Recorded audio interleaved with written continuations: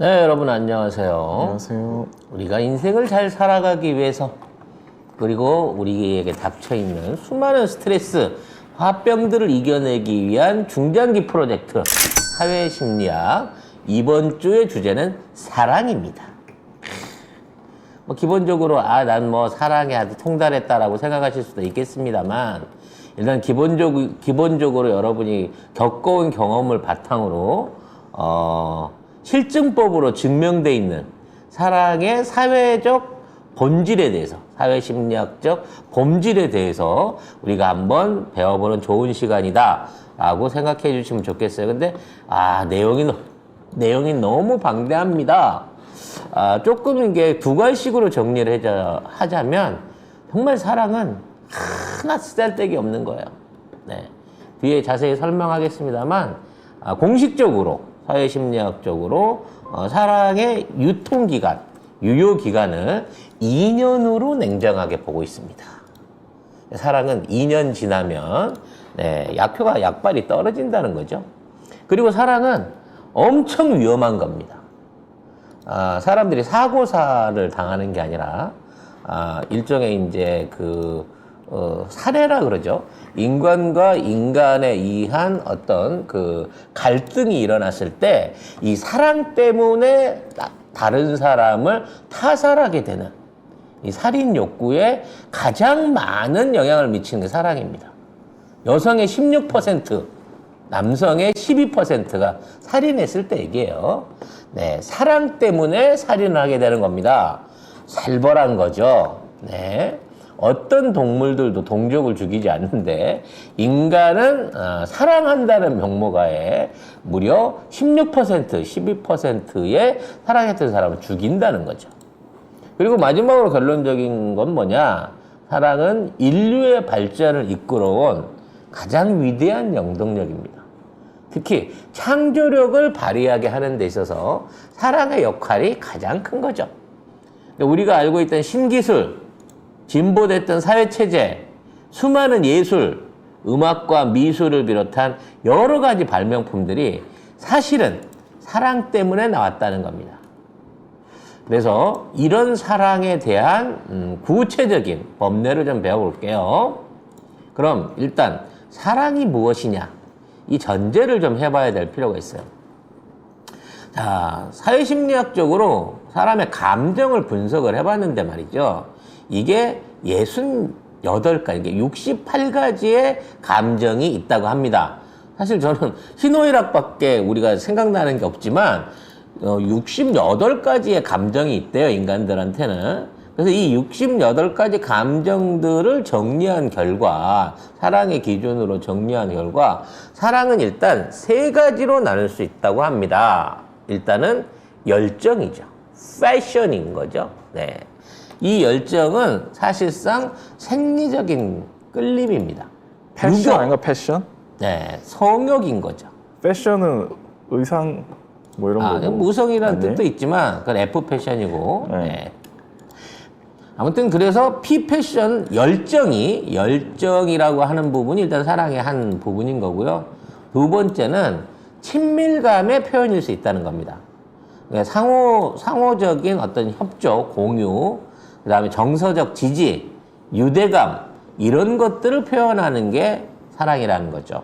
그리고 사랑의 3번째 단계는 헌신입니다. 네. 단기적인 헌신, 정기적인 헌신, 또는 일생을 두고 보여줄 수 있는 이런 헌신의 형태가 바로 사랑이라는 거죠. 사랑은 성욕과 정서적 지지, 친밀감과 헌신, 이 3가지로 나눠질 수 있는 구석이 있다는 겁니다. 그럼 사랑은 크게 어떤 종류로 나눌 수 있냐?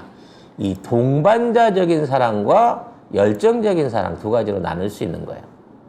그럼 동반자적인 사랑은 가족 간의 정 같은 거죠. 부모 자식 간의 정, 또는 친척들 간에 느끼는 유대감, 또는 내 가문에 대한 공동체 의식, 또는 대한민국 국민으로서 가지는 동포애, 막 비더레즈 하면서 응원하고 막 튀어나오는 이런 동반자적인 사랑이 일상적으로 한 부분으로 바라볼 수 있습니다.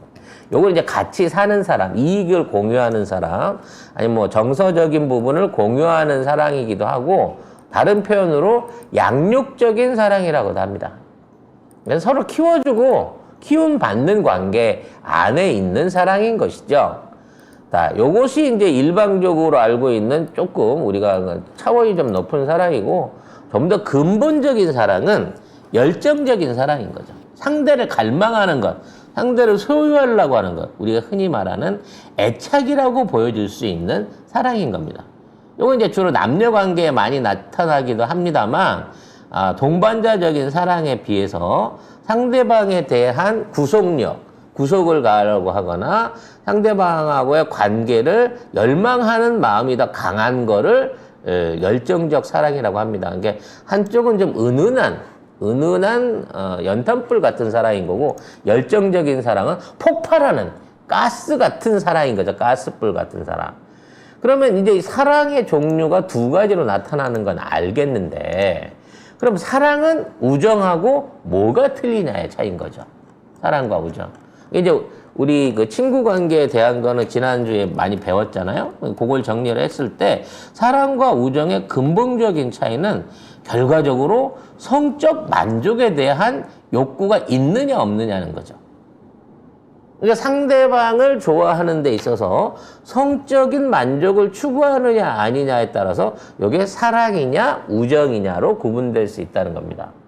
따져놓고 보면 우정에 좀 더 애착적인 관계가 사랑이라고 볼 수 있겠죠. 그러니까 우정이 사랑보다는 큰 집합이라고 볼 수 있는 거죠. 그래서 이러한 성적 만족을 추구하다 보면 열정적으로 사랑을 하게 돼요. 그럼 사랑의 과정 중에 아이가 생겨나게 됩니다. 뭐 원치 않든 원하든 간에 아이가 생겨나게 되면 이때부터 이제 사랑이 변질하는 거죠. 변화하는 거죠. 그래서 동반자적인 사랑으로 그 그룹을 보살피게 되는 겁니다. 그래서 이거는 종족 보존을 하려고 하는 생명의 어떤 기본적인 욕구, 진화의 유산이 아닌가라고 생각을 한다는 거죠. 즉 간절하게 상대를 원하는 열정이 없으면 아이가 안 만들어진다는 거야. 이세가 안 만들어진다는 거지. 근데 이세가 만들어지는데도 불구하고 계속 열정적인 사랑을 요구하게 되면 가정이 안 이루어진다는 거예요. 그래서 열정이 끝나고 나면 동반자적인 사랑으로 변질하게 되고, 이 동반자적인 사랑을 통해서 공동체를 이루게 만드는 일종의 진화 과정의 산물이 아니냐. 즉 이러한 진화 과정 중에 사랑은 호르몬에 의한 생리적 현상이 아닌 거냐라는 주장이 지금 뭐 분석을 통해서 많이 나타나고 있습니다. 근데 안 그런 사람도 있잖아요. 일생 동안 사랑만 쫓고 결혼이나 가정을 이루는데 관심이 없는 사람들이 있기도 하거든요. 자, 그래서 일단 제일 중요한 것, 사랑의 시작인 열정은 성욕을 통해서 동반된다. 즉 성욕이 사랑의 가장 필수적인 요소다라고 이해를 해야 된다는 겁니다. 그러니까 뭐 아가페적인 사랑이 있고 뭐 이제 아까적인 동반자적인 사랑도 사실은 먼저 열정적인 패션, 이 성욕이 있고 난 이후에 이루어지는 부차적인 관계다라고 일방적으로 많이 심리학에서는 분석을 하고 있습니다. 자, 그러면 사랑을 이루게 만드는 이 성욕을 우리가 인지할 필요가 있어요. 성욕의 정체는 뭐냐? 이건 이제 생식의 기능인 거죠. 자손을 남기려고 하는 생명의 기본적인 어떤 원초적인 욕구다라고 표현들을 많이 합니다. 그러면 어떤 방식으로 이성을 유혹하고 이성에 대한 열정을 표출할 수 있느냐? 즉 섹스 어필, 내 자신의 남성성, 여성성을 어떠한 방식으로 포출하느냐, 이 부분을 알아야 된다는 거죠. 그래서 사람이 이성에 대해서 끌리는 포인트가 따로 있다는 거예요. 그래서 이제 우리 흔히 생각할 때는 뛰어난 외모 뭐 이렇게 생각하는데 이거 너무 막연하잖아. 어떤 외모가 뛰어난 외모냐, 이 부분을 사실 우리가 잘 모른다는 거예요. 근데 그동안 쭉 있었던 역사적인 관점으로 이걸 보게 되면 일단 여성에 대해서는 큰 가슴과 엉덩이를 가진 쉽게 말하면 글래머들이 이 남성의 이성을 자극하는 섹스 어필 포인트가 된다는 거죠. 왜? 그걸 보게 되면 건강한 출산에 대한 기대감이 생긴다는 거예요. 동물적으로 분석한 거야. 근데 이거 자체가 섹스 어필의 요소가 된다는 거지. 그 다음에 긴 머리와 머릿결을 지닌 여성을 선호합니다. 이건 뭐냐면 신체 건강의 지표인 거예요. 그러니까 머릿결이 좋은 사람은 기본적으로 건강 상태가 매우 좋다는 거지. 그래서 안에 병이 있고 없고 여부를 판단할 수 있는 가장 편한 기준, 가장 쉽게 보이는 기준이 고운 머릿결이라는 겁니다. 그래서 긴 머리 여성을 좋아하고 머릿결이 좋은 여성을 좋아한다는 거죠.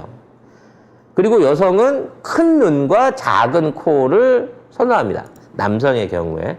반대로 여성은 큰 코와 발달된 하관을 좋아한다고 합니다. 턱이 튼튼한 남자가 좋다는 거죠.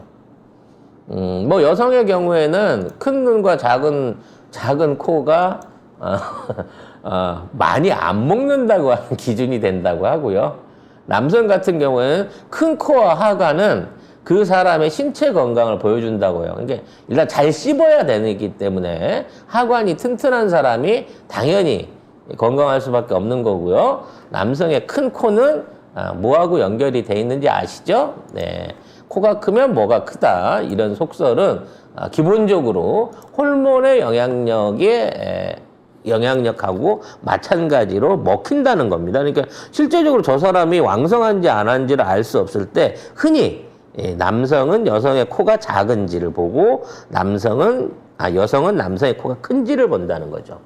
그리고 여성의 목소리가 높을수록 남성이 더 선호하게 되고요.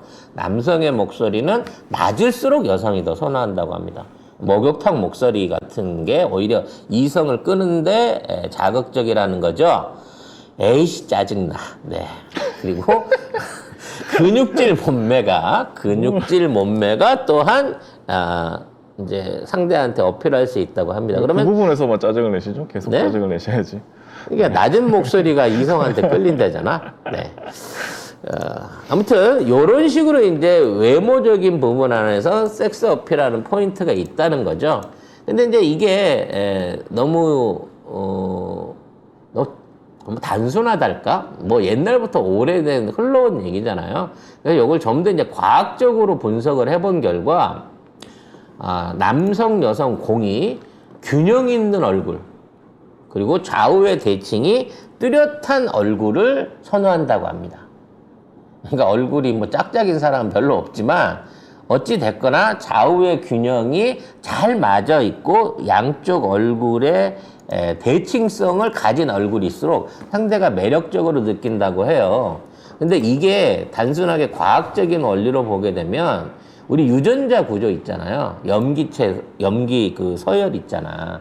그 염기 서열이 묶어져 있는 끈처럼 돼 있는데 이게 잘못되면 잘못될수록 이 비대칭성이 생긴대요. 사람 얼굴에. 그러니까 우리 뭐 다운 증후군이라든지 그 염색체 이상 질환이 있는 사람들 같은 경우에는 이 얼굴이 삐뚤어진다는 거지. 그래서 균형 잡힌 얼굴과 비율을 유지하고 있는 사람은 유전자가 건강하다라는 또 일종의 속내가 된다는 겁니다. 그래서 그런 쪽에 더더욱 끌린다는 것이죠. 그래서 유전자의 순수성을 본다고 합니다. 그래서 이러한 모습을 보고 이제 성욕을 일으키게 되는데 남성과 여성의 성욕의 방식이 좀 차이가 나기 시작한다는 거죠. 쉽게 말하면 남성은 더 많은 여자들과 관계를 맺고 싶어요. 그러니까 집중이 아니라 굉장히 많은 선택을 통해 가지고 굉장히 많은 여자를 성적으로 원하게 되는 기질이 생겨나는 거고, 남성은 더 잘난 남자하고 성적인 관계를 맺기를 원한다는 겁니다. 여성은 그렇죠. 여성은. 남성은 많은. 남성은 이것저것 막 안 가리고 다 해보고 싶어 하는 거고, 여성인 경우에는 그 중에서 제일 잘난 애랑 하고 싶어 하는 이러한 기질적인 차이가 있다고 하는 겁니다. 그래서 남성의 욕구는 욕구의 강도와 빈도가 강해요. 성욕도 강하고 빈도도 매우 자주 이렇게 일어나는 반면에 여성은 한 번의 성욕이라도 만족에 더 중요한 어떤 포인트를 둔다고 하는 거죠. 즉 여성은 많은 남성들 중에 우수한 유전자, 좋은 조건을 가진 상대를 받아들이려고 하는 반면 남성의 입장에서는 여러 여자들을 상대로 자신의 어떤 욕망을 풀어내면서 그걸 통해 갖고 성공의 횟수를 늘리려고 하는 약간 동물적이긴 한데 이게 나중에 가면 이제 사회학적으로도 분석이 됩니다. 요런 성욕의 차이가 있다는 거죠. 남성과 여성인 경우에는. 그래서 특히나 여성 같은 경우에는 호르몬의 변화가 남성에 비해서 매우 주기적으로 변화를 하게 되고 거기에 따라서 섹스 어필 포인트가 느껴진다는 겁니다. 그래서 남성은 테스토스테론, 고안에서 분비되는 테스토스테론이 꾸준하게 계속해서 분비가 되고요. 여기에 대한 해석이 안 되게 되면 욕구가 쌓이게 되는 거죠. 그러니까 주기적으로 이 욕구가 발생할 수밖에 없는 구조를 갖고 있는데 반해서 여성은 배란기라는 게 있기 때문에 한 달 안에 가임할 수 있는 시기가 3일에서 5일 정도로 제한되어 있단 말이에요. 그래서 이 시기에만 옥시토신이라고 하는 별도의 호르몬을 분비를 합니다. 문제는 이 옥시토신을 분비하는 여성이 그렇지 않은 여성들에 비해서 훨씬 매력적이고 유혹적으로 변하게 되고 남성의 테스토스테론이 그걸 감지한다는 거예요. 그래서 배란기에 있는 여성을 봤을 때 그렇지 않은 여성에 비해서 남성들이 자동으로 끌리게 되는 포인트들이 생긴다고 합니다. 알아봐요. 그러니까 사진을 찍었을 때 이 여성이 배란기에 찍은 거냐 아닌 거냐를 사진만 봐도 남성들이 구분해내는 확률이 60% 이상, 70% 이상이라는 겁니다. 그러니까 똑같은 사진인데 배란기 때 찍어도 이뻐 보이는 거야. 막상 실물이 만나면 어떻겠어요? 더욱 더하겠죠. 네. 그래서 이러한 부분 안에서 과학적인 증빙이 결국 사랑의 시작인 욕구에 작용하는 게 높아지고요. 결과적으로 이 옥시토신으로 인해서 더욱 매력적으로 된 여성들이 에스트로겐을 분비하게 되면 이게 이제 일종의 사랑의 묘약으로 작용하게 되는 게 사회적으로 그리고 생리학적으로 분명히 존재를 한다라고 볼 수 있는 것이죠. 그래서 이러한 남성과 여성의 기본적인 생리적인 특징을 갖고 있긴 하지만 이게 이제 그 사람의 성격에 의해서 좀 더 적극적인 사람, 그러니까 적극적인 연애를 추구하는 형태하고 보수적인 경향으로 나눠지게 된다고 합니다. 그래서 자유적인 사람, 사회적인 지향성이 강한 자유연애자 같은 경우에는 굉장히 이제 쉽게 말하면 우리가 흔히 말하는 바람둥이가 되는 거죠. 그리고 이러한 연애 성향들을 보여줌으로써 집착하지 않고, 그러니까 아까 얘기한 처럼 어떤 한 사람한테 정착하지 않고 매번 꾸준하게 연애를 지향하는 타입이 있습니다. 근데 이제 보수적인 사람 같은 경우에는 일단 이러한 욕구보다는 책임감이나 아니면 애정의 지속성이라든지 거기에 대한 보상 같은 것들을 생각하기 때문에 결과적으로 이제 대가가 따르는 계산이 철저한 방식으로 가는 두 가지의 이제 성격적인 차이가 생겨난다는 거예요. 그래서 이러한 경향으로 인해서 그 사람의 성적 욕구의 편향이 나눠지게 돼 있고, 이러한 편향은 나중에 설명하겠습니다만 어렸을 때 부모한테서 어떠한 방식의 교육을 받았는지, 그 가정 환경이 어떠했는지가 그 영향을 많이 끼친다고 합니다. 자, 여기에서 또 하나 우리가 중요하게 생각을 해야 될 게, 이러한 이성에 대한 욕구가 이 동성애로 발휘되는 사람들이 있어요. 즉 우리 사회에는 분명히 일부 그룹이지만 동성애를 지향하는 사람들이 있습니다. 그래서 이 동성애자에 대한 실제적인 분석을 해봤는데 이 동성애자들의 공통적인 특징이 뭐냐면 가족의 부양을 돕는 사회적인 위치에 있는 사람일 경우에 동성애자가 될 가능성이 높다고 합니다. 뭔 의미냐면 집에 딸만 6이 있어. 아들이 하나 있어. 그래갖고 아들 하나 키우는 쪽으로 모든 어떤 정성이라든지 애정이 집중화되는 경우에는 그 가족 구성원 안에 끼어 있는 6번째 누나, 5번째 누나가 동성이 될 가능성이, 동성애를 지지하게 될 가능성이 높아진다는 거죠. 즉, 사회적인 부양 가운데에서 가족에 대한 애정이 편중되거나 또는 집안이 굉장히 어려워. 그래서 엄마 아빠가 언니들이나 큰 사람들 같은 경우를 대학을 보내고 나머지 막내들은 뒷바라지를 시키는 경우가 있잖아요. 그러면 그런 뒷바라지에 희생됐던 사람들이 동성애 경향을 가지게 되는 그 루트가 일어난다는 거지. 거꾸로 얘기해서 큰언니나 둘째 언니가 공장에서 일해갖고 동생들 먹여 살리고 그 학교 보내고 이런 경우에는 언니들이 이런 쪽으로 동성애가 일어나게 된다는 그런 사회적인 조사 결과들이 있습니다. 즉, 현 사회 하에서 가족 구성원 안에 동성애자가 끼어 있으면 오히려 그 사람을 제외한 나머지 사람, 이성애자인 나머지 가족들이 훨씬 더 애정에 집착하고 더 많은 자손 번식을 한다라고 하는 사회적 통계가 있어요. 그래서 동성애가 생기는 거는 병이 아닌 겁니다. 결과적으로 그 가족 구성원 또는 그 속해 있는 사회의 어떤 부족함이나 그 영향이 결국은 동성애 경향을 만들어내기도 한다는 것이죠. 이거 사랑에 대한 기초적인 얘기만 했는데도 시간이 이렇게 많이 흘렀습니다. 그래서 오늘 얘기를 해본 거는, 자, 결론이 그거예요. 사랑은, 이렇게 열정적인, 육체적인 사랑, 그 다음에 정서적인 사랑이 있는데, 이게 먼저 육체적인 사랑이 이루어지고, 그게 끝나야 그 다음 사랑으로 넘어간다는 거예요. 태어나면서부터 나는 그냥 가족을 부양하고 사람들한테 모든 걸 나눠주리라, 이런 사랑을 하는 사람은 없다는 거지.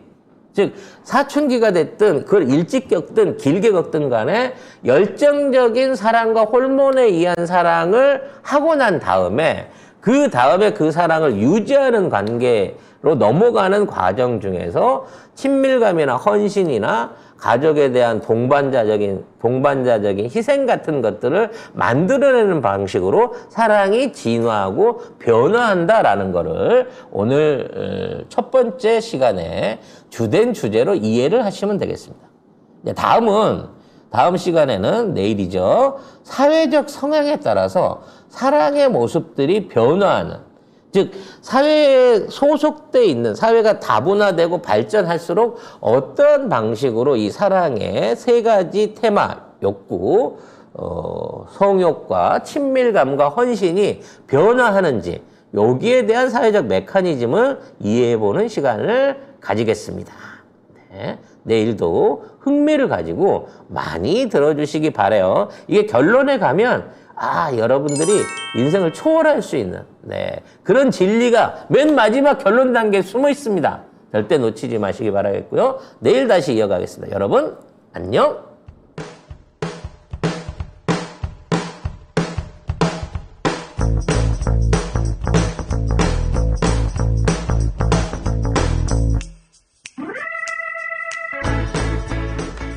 네, 여러분 안녕하세요. 안녕하세요. 사랑에 대해서 과학적으로 분석해보는 두 번째 시간입니다.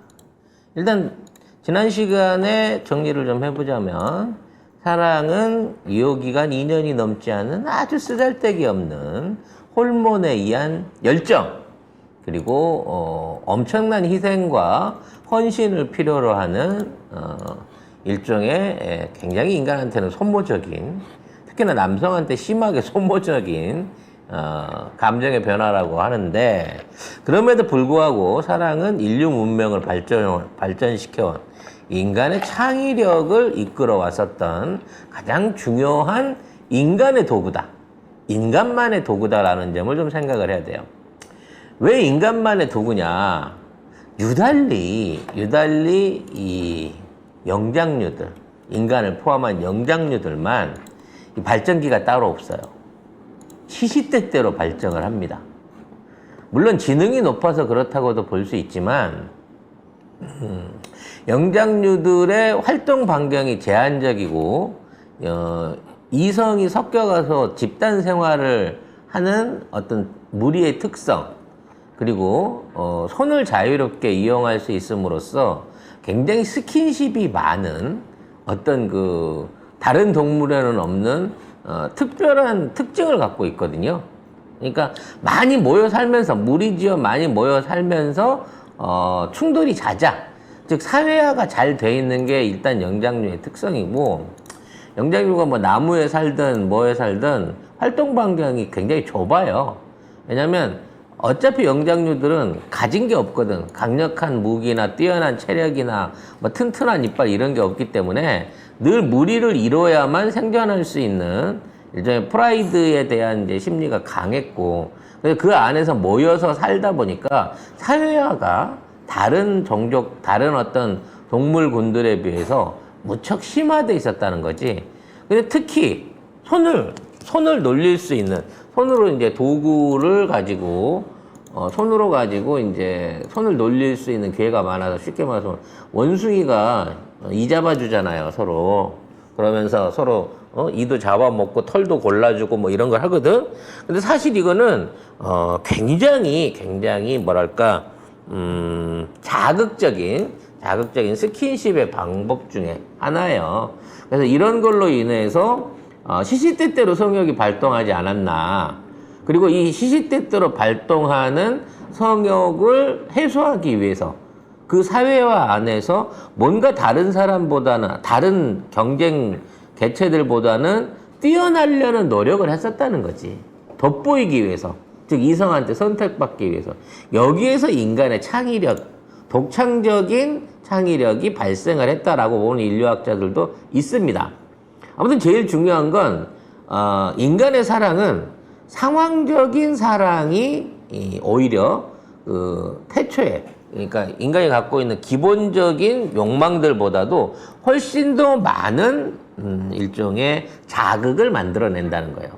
즉 사랑의 호르몬이 만들어지게 되는 데 있어서 그냥 계절의 흐름에 따라서, 본인의 건강에 따라서, 바이오리듬에 따라서 만들어지는 것보다 사회상, 주변 사회의 자극에 의해서 사랑의 욕구가 강화가 되는 매우 특이한 형태를 갖고 있다는 거죠, 인간의 사랑의 특징은. 근데 이러한 사랑 욕구가 강화되는, 쉽게 말해서 욕정이 끌어오르게 되는 가장 중요한 요인이 사실은 공포와 스트레스라는 거예요. 즉 생존의 위협을 받거나 아니면 생존의 위협이라고 봐야 되겠죠. 스트레스를 받는 인간이면 사람들의 속성이 이게 성욕으로, 역으로 변질되는 행위들이 많이 일어난다는 거죠.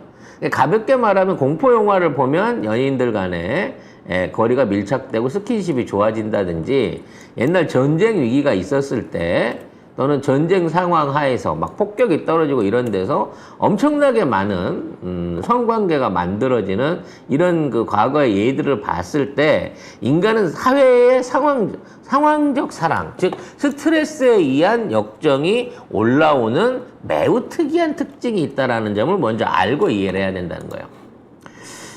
그래서 인류의 그 역사가 심리학이라고 하는 것 또는 사회학이라고 하는 것을 연구한 이후로 서구에 광란의 20년대라고 하는 학설이 있습니다.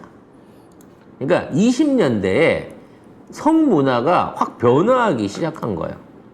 그럼 그 20년은 뭐냐? 세계 1차 대전이 시작되기 직전에 사회적인 분위기가 굉장히 어려울 때예요. 산업혁명 이후에 서구 사회 안에서의 일종의 풍요와 이런 것들이 위기 상황을 맞았다는 거죠. 이 시기부터 성관습이 바뀌기 시작한 거예요. 이게 절정을 이루는 게 60년대, 70년대입니다. 이때는 언제다? 2차 대전과 베트남 전쟁이 끝났을 때예요. 그때부터 자유로운 성문화를 추구하는 히피라든지 또는 이러한 그 성적 문화에 대한 개방 그리고 인종 간 그러니까 혼혈 간의 사랑의 보편화 이런 것들이 사실은 6, 70년대 이후부터 혁명처럼 일어나기 시작하는 거예요. 그래서 이러한 것들을 나쁘게 바라보는 시선도 있었지만 보수적인 사람들 그리고 그 이전에 그 이데올로기에 빠져 있었던 꼰대들이나 기성의 세대들은 이런 성적 혁명을 매우 문란하고 위험한 것으로 봤어요. 근데 결과적으로 젊은 사람들 안에서 퍼져나가기 시작한 이런 히피의 문화나 자유주의 문화, 성적 문화의 개방은 그 후로도 계속 이어졌다는 거죠. 결과적으로 이러한 변화가 가족 결합에 위기를 가져왔습니다. 그러니까 예전처럼 막 결혼하면 평생 같이 살아야 된다든지 결혼하면 뭐 끝까지 책임져야 된다든지 부양의 의무라든지 정조의 의무 같은 것들이 6, 70년 이후에 급격하게 무너지기 시작했고 그거를 갖다가 이제 유지시키려고 하는 반대 세력으로서 일단 종교가 그 역할들을 많이 합니다. 그러니까 종교 중심적인 쪽에서는 보수적 경향으로 이러한 성자유주의를 거부를 했었고 또 그 이후로 이제 성자유주의에 또 하나의 영향을 미친 게 마약이라 그래요, 마약. 그러니까 마약을 하게 되면 사람이 지각이 없는 상태에서 성적인 욕구에 집착을 하게 된다고 하네요. 저는 안 해봐서 모르지만 해본 사람들은 대부분 마약하고 성적인 쾌락하고 연결되는 경우들이 생긴다는 거죠. 그 다음에 이제 경제적 상황의 급변이었어요. 그러니까 부익부 빈익빈이 일어나기 시작하면서부터 돈을 매개체로 한 경제력을 매개체로 한 일종의 성적 불평등이 본격화되는 이러한 문제들이 있었다는 거죠. 결국은 6, 70년대 성자유주의는 종교 갈등, 그러니까 종교와 비종교인의 갈등을 불러오기 시작했고 향정신적 약물의 대대적인 확산을 만들었고 그리고 경제적 상황에 의한 성의 불평등을 만들었다. 이게 오늘날 사회 문제의 가장 큰 몇 가지 요인 중에 하나로 자리를 잡았다는 거죠.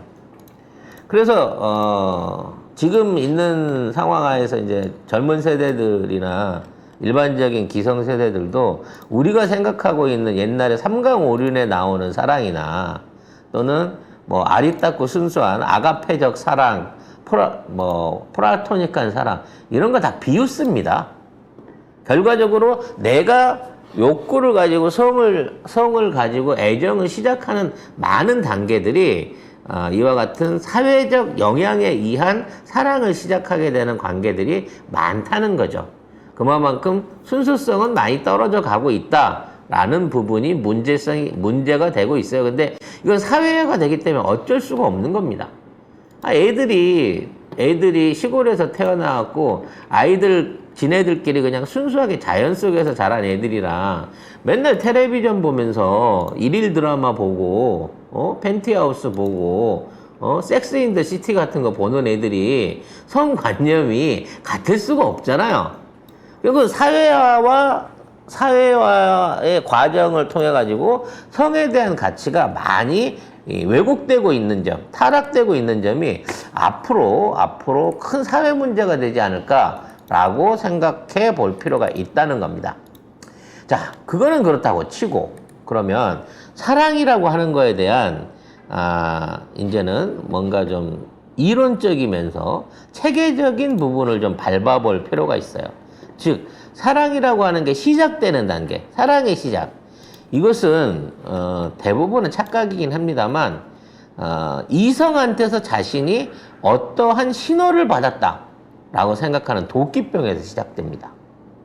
그러니까 사실은 지가 생각하는 거거든. 지 호르몬이 뻗쳐서 생각하는 건데 이성이 나를 유혹했다고 생각하는 거예요. 이게 무슨 심리인지 모르겠어. 내가 직접 가서 유혹한 게 아니라 저 사람이 나한테 신호를 보냈기 때문에 내가 저 사람이랑 뭔가를 해야겠다라고 나서게 되는데, 예, 남성과 여성이 이 신호를 받아들이는 체계가 좀 다르다는 거죠. 일상적으로 남성은 이성에게서 칭찬을 듣거나 선물을 받거나 또는 스킨십, 이게 뭐 진한 스킨십이 아니라 가벼운 이게 어떤 스침 같은 피부 접촉이라든지 악수 같은 가벼운 스킨십을 받으면 이거를 성적 제한 신호로 받아들이는 굉장히 위험한 도끼병이 있어요. 근데 여성들은 이런 똑같은 징후, 칭찬이나 선물이나 접촉을 받으면 요걸 100% 호의로, 자기 자신에 대한 헌신에 대한 징후로 받아들입니다. 그러니까 남자들은 선물 하나 받으면 거기에 막 의미를 부여하는 거지.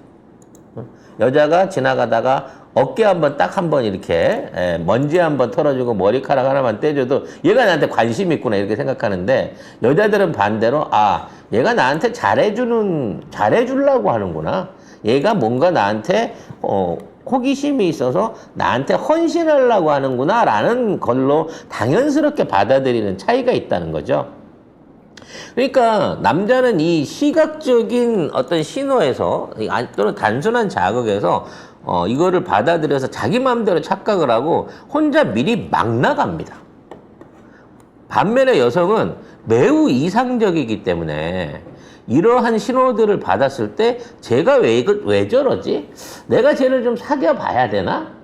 아니면 저거 스토커인가 신고할까? 이런 거부와 반응에 대해서 고민을 하게 돼요. 이성적으로 놓고 판단을 하게 된단 말이야. 그러니까 여성은 여러 남성을 후보군에 올려놓은 상태에서 그 안에서 최고로 좋은 조건을 가진 사람하고 이걸 맺으려고 하고, 그 사람하고 관계를 맺는 데 있어서의 상황을 외부한테 안 알리려고 하는 본능적인 습성이 있어요. 왜냐면 내가 저 남자하고 관계가 있다라는 걸 알리는 순간 다른 남자들의 관심이 나한테 끊어진다는 거를 유전학적으로 알고 있어. 그렇기 때문에 그러한 징후를 되도록이면 안 보이려고 해요. 근데 문제는 자기들끼리 모여갖고는 서로 이런 정보를 넣고 교환을 하는 거야. 나 이번에 초콜릿 받았잖아. 뭐 받았는데? 가나 초콜릿. 나는 외제 초콜릿 그 금박지 싸진 거 받았는데? 뭐 이런 식으로 남자들은 전혀 안 그럴 것 같지만 여자들은 자기들끼리 이 관심에 두고 있는 이성에 대한 얘기들을 막 해요. 그러면서 그 안에서 조건을 고르는 거지. 하지만 선택을 하게 되면 그때부터는 비밀스러운 경향을 가진다는 거죠. 근데 이제 좀 예외가 될 수 있는 게 약간 그 배란기라고 불리는 이른바 이제 그 호르몬이 충만한 시기에는 남자하고 똑같이 이런 그 자극들을 성적 제한으로 받아들이는 경향이 있다고는 합니다. 근데 이거는 좋은 유전자를 드리려고 하는, 그러니까 어저께 설명했던 대로 하관이 튼튼하고 코가 크고 근육질에 목소리가 저음인 남자를 보면 이게 끌리는 현상들이 본능적으로 있기는 하지만 대부분의 여성은 배란기 5일을 제외한 나머지 25일 동안 매우 이성적으로 남성의 신호를 캐치한다는 거죠. 그럼 이제 여기서 여러분이 쓸데없이 물어볼 수 있는 조건. 왜 어떤 여자들에 대해서 난 그런 게 전혀 안 생기는데 왜 그러죠? 똑같은 여자가 있는데 이 여자에 대해서는 내가 이 여자들 중에 특히 뭐 이 여자에 대해서는 내가 전혀 이성적인 관심이 없는 건 왜 그럴까요? 남자는 다 신발만 누르면 좋아한다면서요? 라고 물어본다고 하면 이게 이제 남매 간의 애정이 생기지 않는 이유에서 요거를 사회적으로 찾아볼 수 있다는 겁니다. 즉, 같은 집단 하에서 같은 교육을 받고 자라는 아이들은 나중에 이성적으로 이제 둘이 성장을 했을 때도 상대한테 이성적인 끌림을 받지 않는다 그래요. 그러니까 결론적으로 말하면 똑같은 거야. 직장 생활을 너무 오래 같이 했어. 예를 들어. 막 같이 야근하고 뭐 똑같은 걸로 싸우고 지지고 볶고하면서 그런 걸 너무 오래 해버린 상대 같은 경우에는 그런 자극들을 훨씬 덜 받게 된다는 거죠. 그러니까 같은 사회화된 집단 안에서 활동하는 사람들은 이성으로서 상대방을 판단하는 능력이 저하된다는 겁니다. 이게 가장 대표적인 예가 과거에 이스라엘에서 키부츠라 그래갖고 협동농장을 했었거든요. 그럼 이 협동농장 안에서 자라는 아이들끼리는 이게 매칭이 안 되는 거야.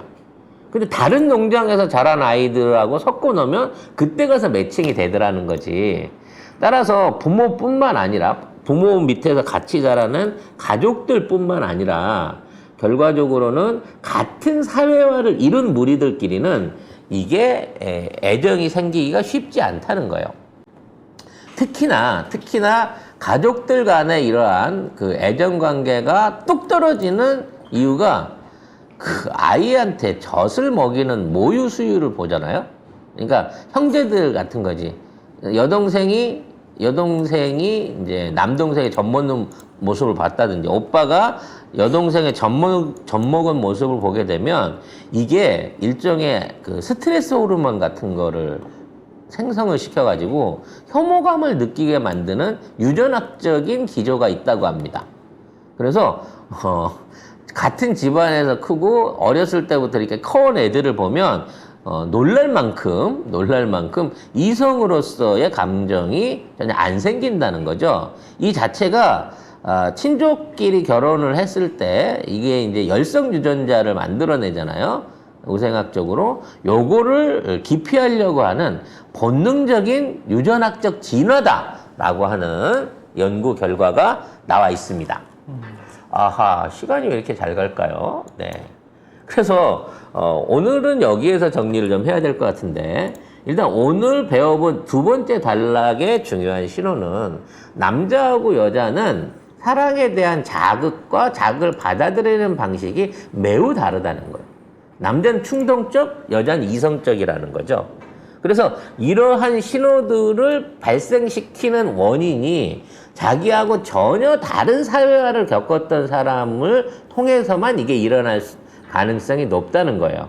그러니까 문과생은 이과생이 좋은 거고 시골 남자는 도시 여자가 이뻐 보이는 거고 그리고 내가 겪어보지 못한 문화권이나 또는 생활상에 있던 여자들이 오히려 더 자극적으로 끌릴 수 있다, 이성이.